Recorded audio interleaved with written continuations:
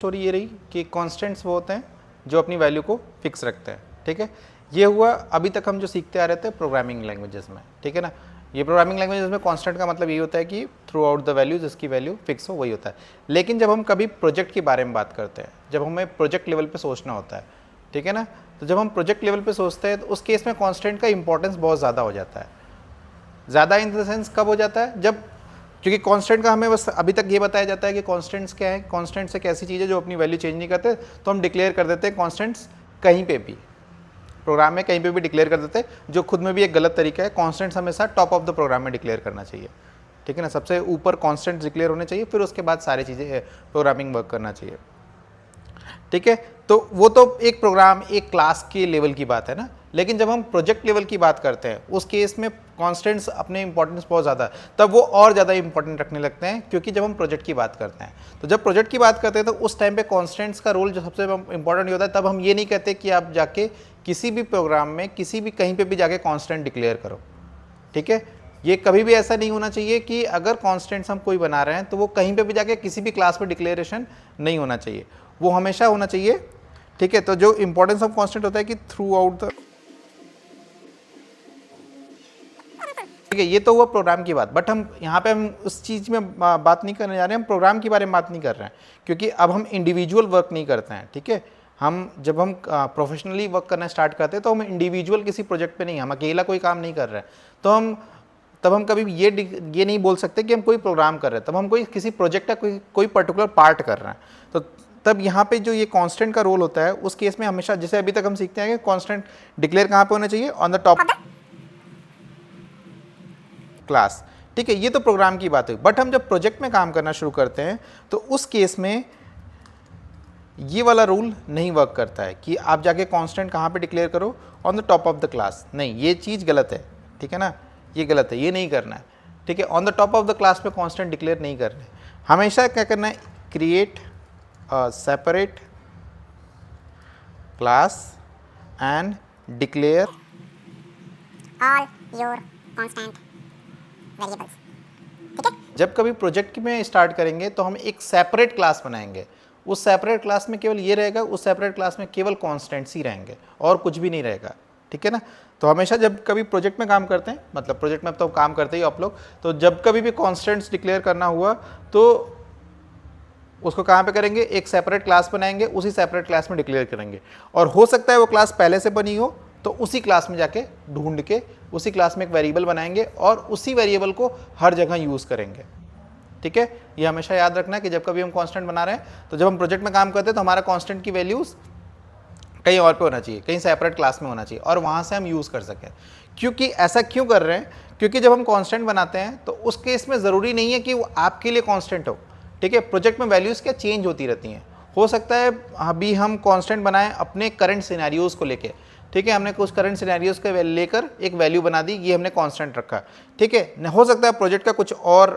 Requirement आए और उस केस में कांस्टेंट की वैल्यू बदलनी पड़े, तो बदलनी पड़े तो क्या होता है कि जब हम कभी कांस्टेंट्स हमारे क्लास में अलग अलग डिक्लेयर होंगे, हो सकता है सेमी वैल्यूज़ आप अलग अलग यहाँ पे यूज़ कर रहे हो, तो क्या होगा कि हमें हर उस क्लास को चेंज करना पड़ेगा, ठीक है ना। है तो सेम चीज़, हम सेम चीज़ अलग अलग क्लास में करेंगे। तो इंस्टेड ऑफ दैट कि हम क्या करते हैं, हमेशा से एक प्रॉपर वही बना के चलते हैं कि हमें क्या करना है कि कांस्टेंट की वैल्यू एक सेपरेट क्लास में रखेंगे और सेपरेट क्लास में रहेगा तो जब कभी हमें चेंज करना रहेगा तो हम जाके उस वेरिएबल की वैल्यू चेंज कर देंगे, तो ऑटोमेटिक जितने भी क्लासेस में उस वेरिएबल का रेफरेंस रहेगा वो वैल्यूज़ नई वैल्यूज़ गेट करेगी, ठीक है। तो ये होता है कांस्टेंट का रोल। अब जब हम प्रोजेक्ट में काम करते हैं तो कांस्टेंट हम किन किन चीज़ों को बनाना चाहिए। एक तो जो हम खुद से सोचते हैं कि ये चीज़ कांस्टेंट होना चाहिए, जो होगा मतलब प्रोग्रामर थिंकिंग, ठीक है ना। जो प्रोग्रामर सोचता है कि नहीं ये कुछ वैल्यूज़ को हम कांस्टेंट रखना चाहिए, उनको तो कांस्टेंट रखना ही चाहिए ना।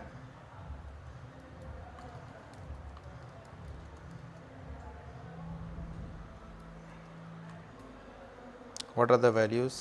that need to be declared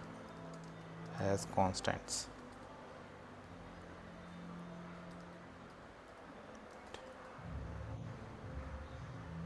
ठीक है। तो पहला तो ये हो गया कि जो प्रोग्रामर सोच रहा है कि प्रोग्रामर को लग रहा है कि ये वैल्यू कांस्टेंट है तो कांस्टेंट है, ठीक है, उसको जाके कर दिया। दूसरा जो इंपॉर्टेंट आता है मैसेजेस, ठीक है। मैसेजेस किस टाइप के मैसेजेस, अगर कोई एरर मैसेज है, ठीक है, एरर मैसेज हो गया, इन्फो मैसेज हो गया, ठीक है ना, समझ में आ रहा ना बात, या कोई भी किसी भी तरह का मैसेजेस है, कोई भी मैसेजेस होते हैं, क्योंकि उस टाइम की जैसे होता है कि फॉर एग्जांपल कि हमने लिख दिया ये परमिशन नॉट अलाउड, ठीक है ना, हम कोई मेथड बनाए उसमें लिख दिया परमिशन नॉट अलाउड, या फिर कोई एक्सेप्शन हम डिक्लेयर कर, या वैल्यू नॉट फाउंड, इस टाइप के मैसेजेस दे रहे हैं यूज़र को, तो उस केस में कभी भी वहाँ पे उस प्रोग्राम में हार्ड कोड नहीं होना चाहिए। वो कहीं पे जाएंगे, हम जाएंगे एक सेपरेट क्लास बनाएंगे, वो सेपरेट क्लास में वो डिक्लेयर रहेगा, वो मैसेज हम यहाँ पे यूज़ करेंगे, ठीक है। तो वो भी एक यूज़ केस होता है कि हम कभी एरर मैसेजेस दिखा रहे हैं या कोई इन्फॉर्मेशनल मैसेजेस दिखा रहे हैं, वो भी एज अ कांस्टेंट ही कैलकुलेट होगा और वो जाएगा एक सेपरेट क्लास में, ठीक है ना, वो हमेशा एक सेपरेट क्लास में जाएगा, कभी भी सेम क्लास के अंदर नहीं रहेगा। दूसरा क्या होगा, मैसेजेस हो गए, या फिर कोई कंपेरेबल वैल्यूज हैं,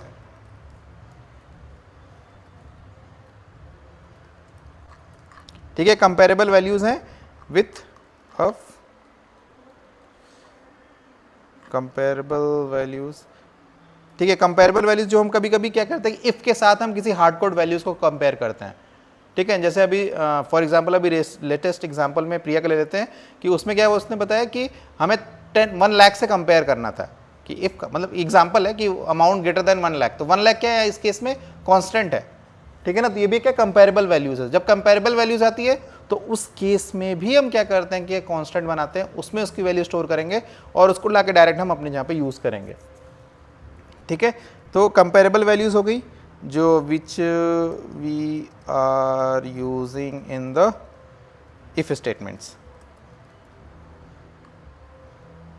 ठीक है, जो हम इफ स्टेटमेंट्स में यूज करते हैं उन सब को भी हमें यही करना चाहिए, कोशिश ये करना चाहिए कि कहाँ पे रहे, एक सेपरेट क्लास में ही रहे, और कोशिश नहीं करना ही यही चाहिए, ठीक है ना, हमेशा करना है। तो ये सारी चीज़ें इसलिए हो रही है कि जो कांस्टेंट है ना हमेशा किसी एक पेज पे ही होना चाहिए, ऐसा नहीं कोड पे दिखना चाहिए कांस्टेंट वैल्यू आ गई, कांस्टेंट वैल्यू कांस्टेंट, नहीं, सब उठा के एक पेज पे डालो, वेरिएबल्स यूज़ करो, ठीक है ना, पेज पे मतलब जो हमारा कंट्रोलर है, कंट्रोलर के अंदर या एपेक्स कंट्रोलर या एपेक्स कोड में लिख लो, उसमें केवल हमेशा हमें